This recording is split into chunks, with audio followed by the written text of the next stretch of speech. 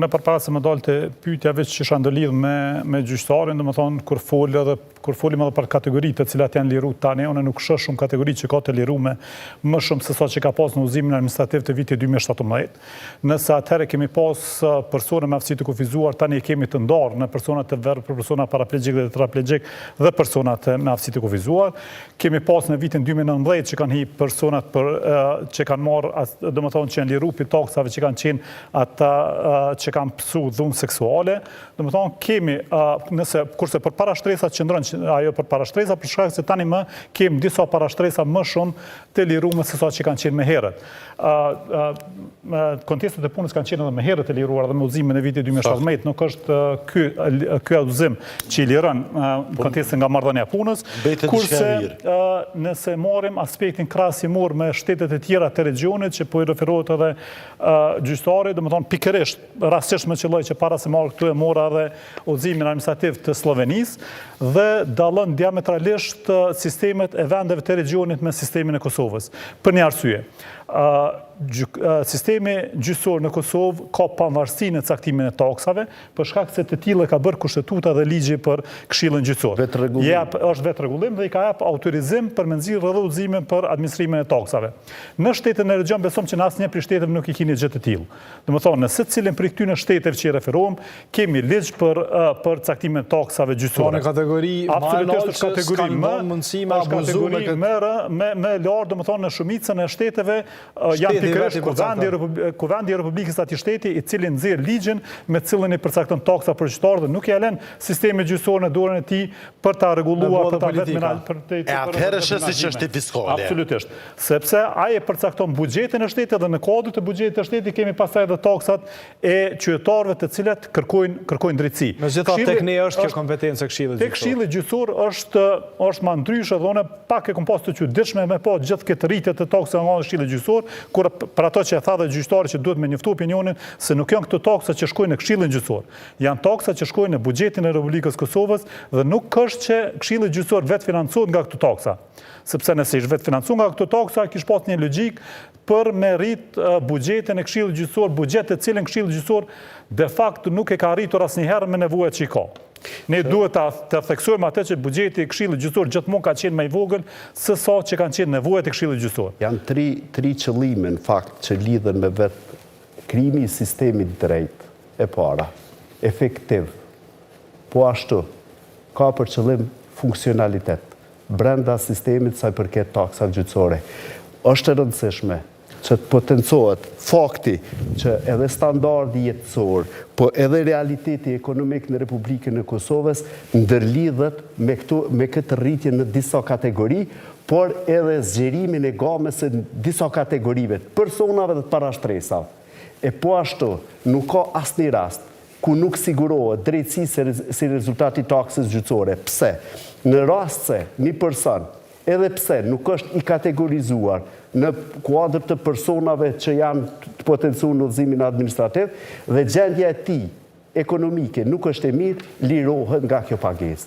Po ashtu, vlen të theksohet se sa i përket taksave ka pas një analizë të hollësishme edhe në raport me parimin e proporcionalitetit që e thashë edhe më herët. Po, ne nuk e besoj, unë nuk mendoj që domethënë ka mundësu qytetarëve çastën e drejtësie njëjtë sikur para këtij udhëzimi administrativ. Për një arsye sepse këto lirime nga taksat asnjë prej tyre nuk zbatohet në gjykatën komerciale. Dhe për ta po them prap, kemi persona fizik në cilësi të personit juridik si që janë biznes individuale, të cilët edhe nëse kanë gjendje të vështirë ekonomike, edhe nëse bëjnë biznes të vogël, nuk janë të liruar nga këto taksa të larta të cilët i ka gjykata komerciale. Është mirë ta përmendni që janë dy lloj kriterësh të taksat në fushën komerciale. Është kriteri bazë dhe kriteri suplementar që në rastin konkret është vlera e kontestit. Absolutisht. Në të gjitha kategoritë, edhe në civile, dhe është mirë që është përcaktohet se mbi bazën e vlerës së kontestit përcaktohet edhe taksa gjyqësore. Tani veç po marrni shembull në aspektin praktik. Nëse një biznes i vogël ka një dëm material prej 1.000 euro, hiç më shumë, i njëjti do të obligohet me taksat e reja ta parashtrojë një padi, taksa së cilës nga 20 tani më kushton 200 euro. I njëjti do të obligohet që të parashtojnë një propozim për sigurinë me provës për atë dëm që është shkaktuar, e cila nga 30 euro do të kushtoj 200 euro. Jo, dini që procedurën civile, edhe nëse ti e pagun taksën, edhe këto raste kryesisht ndërlidhen edhe me institucione publike dhe shtetërore, pastaj në procedurën civile ke të drejtë më të kthy taksa si rezultat i vendimarrjes së drejtë. E vërtetë ndërum gjyqtar, por nuk do të ketë një biznes i vogël që ka një dëm prej 1000 euro, nuk do të ketë mundësi që ti paguaj shpenzimet e procedurës në vlerën prej 2000 euro deri në përfundim të një periudhe paktën 3 vjetë sa zgjatë një procedurë. Edhe për bizneset të mëdhoja. Vlera të larta. Amo dhe për bizneset të larta, për vlera mbi 500.000 euro, do të thotë taksa është 10.000 euro. Edhe për bizneset të mëdhoja, do të thotë nëse parashtrojnë 5 padit të tilla, janë 50.000 euro. Do të thotë nuk është kosto e ullë, dhe këtu 50.000 euro domosdoshmërisht se kanë mi pagu qytetarët në realitetin e ri biznesor që zhvillohet. E cila ka qenë 1.000 euro. Dhe kjo nuk na tregon Kjo është arsye që e ka rritë kosto 10 herë, zoti gjyqtar, në çdo raste. Veç në thëndëllit... Realisht është mirë të potencohet. Jo, më falë dhe diçka. Jo, është mirë të themi se vetë fakt... Të shkruazimi 50 nga 60. Taksat administrativ, taksat kanë për qëllim edhe rritjen e efektivitetit brenda sistemit, në kuptimin e trajtimit edhe planëve brenda sistemit. Çka ka mu përmirësu në performancën e punonjësve, kur asnjë nga ta nuk do të afektohet në forma të ndryshme, as kom ju rritë rroga me çdo taksat që ka mu rritë. Jo, absolutisht.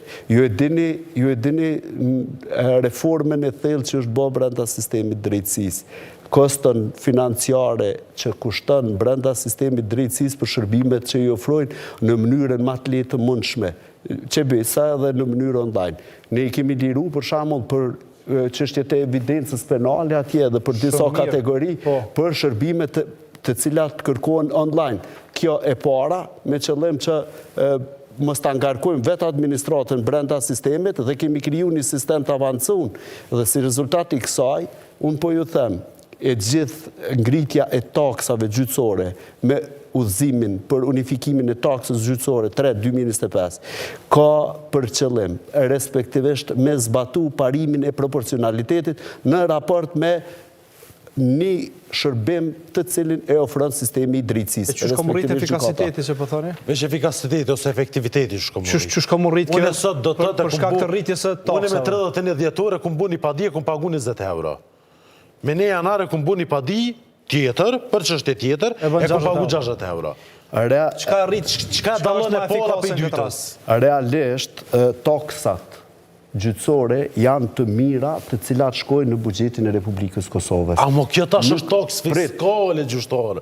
Nuk është roli gjyqësorit me mbledh pare me mbush buxhetin. Kjo është e doganave, OTK-s. Roli gjyqësorit është me realizu një taks gjyqësore e cila është proporcionale me shërbimin.